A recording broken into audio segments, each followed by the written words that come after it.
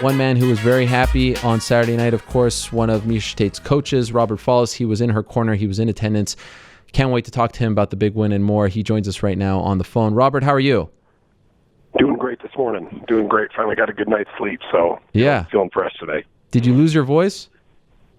A little bit of it. Yeah, that was,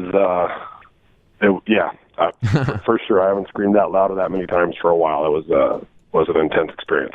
Well, again, congratulations. Very happy for you and the rest of the team. You've been around this game for a long time. Where does that night rank for you as far as, moment? I'm assuming it was a roller coaster because it started off a little slow, then really, really good, then a little slow, and then, of course, the unbelievable ending. Where does that one rank in your career? I've had people in the UFC for 15 years going on 16. Like an unbelievably long time. Sometimes I think about that. I'm like, it just seems weird. And this was the best experience I've ever had. Wow.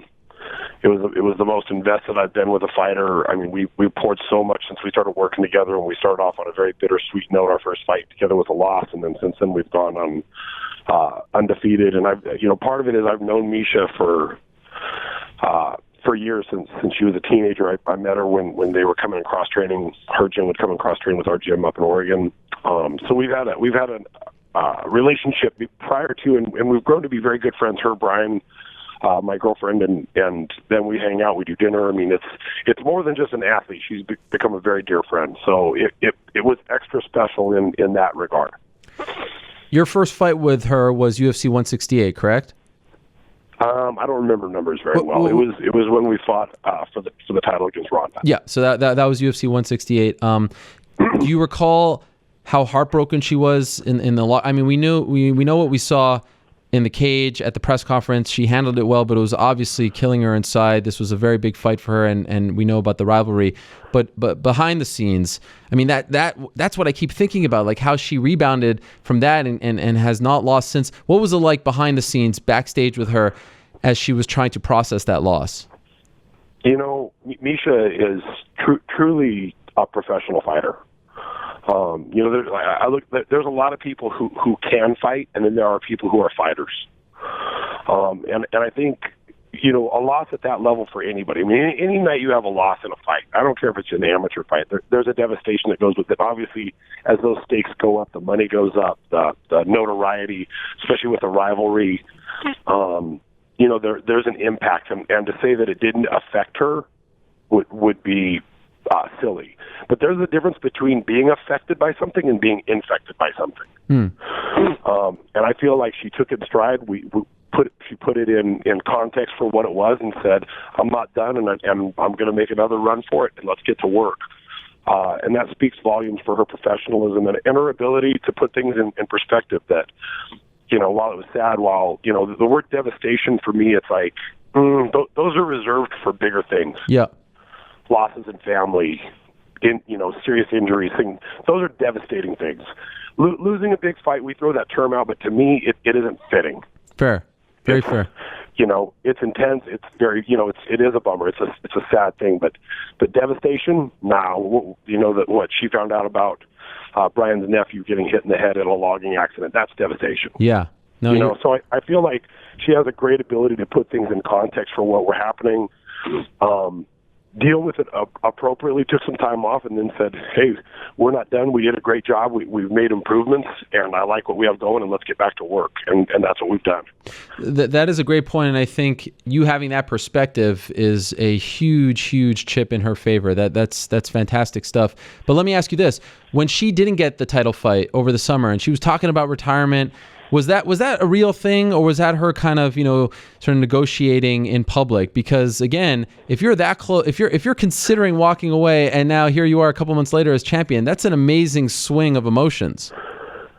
Yeah, I think I don't think she was really wanting to walk away. I think that was just frustration speaking, honestly. Okay. We haven't really talked about it much.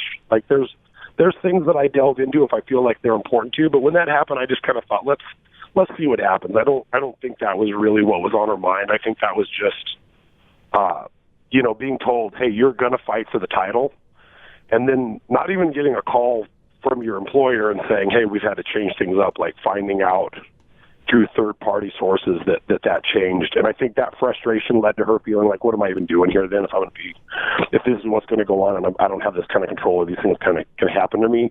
But again, I think she just needed to take a little time, and then, obviously things worked out. So I never took a lot of note of that. I just kind of took it in for what it was. Let's take some time and see what happens and not get too worked up over it. What's going through your mind in the second round? I had it scored 10-8 for Miesha. Unbelievable, very dominant, very close to submitting her. As her coach, what are you thinking? How close do you think she was to finishing? And then are you worried in between the second and the third that she maybe expended too much energy? So, yeah, and you're nailing it right on the head. Giff, one of the other coaches, said, I think that's a 10-8 round. I have a hard time putting faith in judges giving a 10-8 round to anything short of someone being killed. And I guess on the scorecards, all three judges had a 10-8. Amazing. But for me in the corner, I got to count on a 10-9 round, no matter how dominant it is. Yep. The odds seem to be far in favor of even a completely dominant round is more often a 10-9 round than anything. So I was very happy. I was a little worried when she was going for the choke that we might get that arm too fatigued and that it might take some time to come back from, and I didn't want her to lose her ability to hold on and wrestle again or to be quick with her punches. So I was a little bit worried about that. I thought we were going to finish that choke. Holly is ridiculously tough. You could tell she did her homework. I mean, she comes from just one of the absolute best camps of all time. It's not the best. I mean, what they've done out of that camp with Greg Jackson and Winklejohn, I mean, is nothing short of amazing for MMA. So we knew that they would be prepared, but I thought when she had that choke that it was going to be over, and then when it wasn't, it was like, okay, we got to refocus, we got to get back to work. Wanted to make sure that she was okay. The other thing that was going through my mind was we got her now. I really thought we would have Holly completely wore out from the damage and from the positioning, and that this would be a train wreck for her going into it. And then when Holly came out and looked fresh in the third round, I was like, wow, we got us a fight. It was very, very impressive what Holly brought to the table for this fight. Let's not talk about the fifth round because I want to focus on that in a second. But rounds 1 through 4, even though I actually thought she lost the first, very close. Third and fourth were close as well, but I had it going for, I had Holly up, I think one, if my math is correct, going into the fifth. And so if Miesha would have won, it would have ended up a draw, which could have been devastating for Miesha. Did she actually put out the game plan in the right way? Was she doing what you wanted her to do out there? She really was, other than, going in, especially into that third round, we wanted it to pick up a little bit. Fourth round, we expected to really start going. One of the things that in looking at that fight and game planning it, Ronda showed a big problem. You can't rush at this woman. Mm-hmm. If you come in and run at her and just try and wrestle and you're too aggressive, I mean, that feeds right into what she's doing. And I think in a lot of ways they expected that to be part of our game plan. So we spent a lot of time working her footwork, her head movement, some things that she hasn't showcased to the same degree in other fights, and really looked for good setups and to set some exchanges, and was very proud of what she was doing. But going into that fourth round especially, I felt like we were being a little too careful still. Brian and I talked before we went in because we like Brian to be the main voice, and he's been in her corner her whole entire career. And I said, hey, look, we got to get it across. Like, nothing technical at this point. We got to get it across that this is do or die. We got to assume we're going to lose. I thought at best tie, but like I said, I couldn't count on a 10-8. And I was like, and a tie would have been a loss. I mean, really, we're there to win a championship. Getting a tie would have sucked. Yeah. So, really what we got across was, hey, we'd rather you got knocked out going for it at this point than sit back and then have to wonder what if I would have went hard. But as you know, that's often said going into the fifth round, and as viewers, we can't put our, at least not me or fans at home, we can't put ourselves in the shoes of a fighter who has just fought for 20 minutes on the grandest stage possible. And you're sitting there like, why aren't you going for it? Why aren't you going for it? It's a lot easier said than done. She went for it. She actually went for it, and it paid off big time. As you saw her go for that takedown and the whole thing's unfolding, now what's going through your mind? Well, I was ecstatic. I mean, when first of all, the takedown wasn't a great takedown. I mean, we got to get her to the ground anyway. I mean, that's not a takedown anybody practices anywhere. She got a hold of her and felt like she was going to lose it and flung herself to the ground and ended up getting a hook in and it worked out. But that's not like a takedown that was practiced on purpose. It was just, we talk about being martial artists, and we have the color by numbers things we train, and then you have the art of making things work. And that was truly Miesha just going out there with a mindset that I'm going to get this fight to the ground no matter what. And when I do, I got to finish her and I got to get after it. And that's really what that was about. So when I saw that and she got her on the ground and then she got on her back, pretty excited. Quickly turned into, oh no, she's halfway off on the cage. Are we going to get this choke? Because that is a very perilous spot to keep it. And then it got a little deeper. And then when she started to dive over the top, I'm pretty sure it went into slow motion for me. Oh. I mean, it was that, oh no, and I saw that hook hold, and then when she flipped over, I was like, oh, that's ours. That's ours. I mean, Miesha can squeeze. I mean, she has an unbelievably great ability to choke. So yeah, but it was, I mean, there was a roller coaster in that fifth round of even when she got her on the ground and they started to stand up, it was like, man, are we going to lose this? Because if we do, we may not get another one. I mean, this could be the end of it. So it was incredibly gutsy performance by Miesha, going out and just making it happen when it was on the line and it was time. And Miesha pulls off some of the best celebrations in MMA. Her celebration, I know you weren't there, but when she beat Marloes Coenen, her celebration was fantastic. And Saturday night, even better, very emotional. And you could just see, all the emotion coming out of her, how happy she was. A beautiful moment. And anyone who's followed her career knows how much that meant to her. I want to ask you this, because you know this game better than anyone. There are some people telling me, like, look at what Holly did. At least she didn't tap. At least she went out on her shield. And look what Conor did. He tapped. As a coach, as a practitioner, as a martial artist, is there a difference in your opinion? That, like, do you think of someone differently if they tap or don't tap? Is there honor in not tapping in your opinion? I mean, that's an interesting thing, and I don't think there's a right answer there. In all my years of training guys, I've told them this: hey, if you know you're going to go to sleep and you're not going to get out and you want to tap, I don't have a problem with it. But also understand that if you can hold on just a little longer, sometimes people will let go, and it's just a choke. I have never encouraged one of my fighters to not tap for an arm bar, a shoulder lock. You know what I mean? Something that's going to send him into surgery and put him out. But I'm like, a choke is a choke. I think Conor got caught behind the curve, got in a little bit of a panic, and he got caught by a very, very tough guy, and he tapped out. Would it have looked better, especially after what just happened, that if he hadn't tapped? Maybe, but I don't think it really makes a difference. Okay. I think Conor's a very tough guy. I think he's going to come back better for this.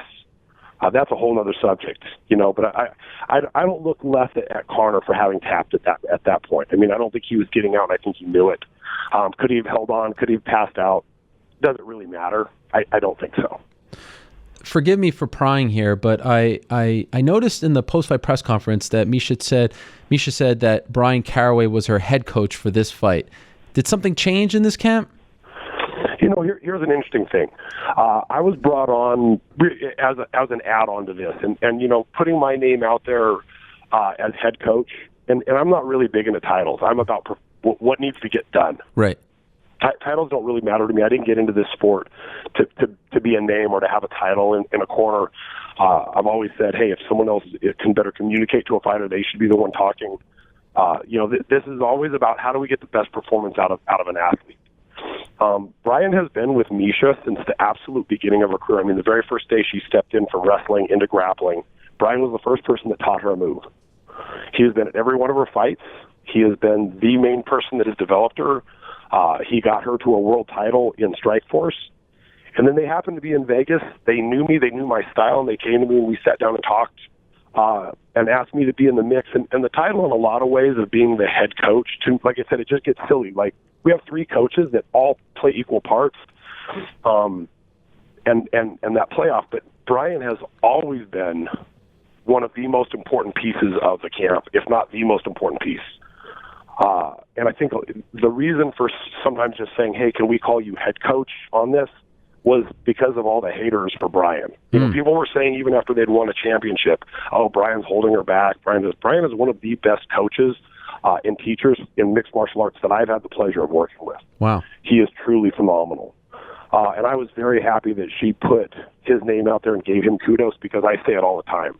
The dude is a stud. He is a pleasure to work with. We have a great chemistry that's getting better and better. But she responds to his voice better than mine. And so there's pieces that I say in camp, there's pieces that I can do better, because they have an intimate relationship on top of being a coach and athlete. And sometimes it's nice to have a dispassionate person from the outside say some of those things and be able to run that. So it's been a great fit for all of us.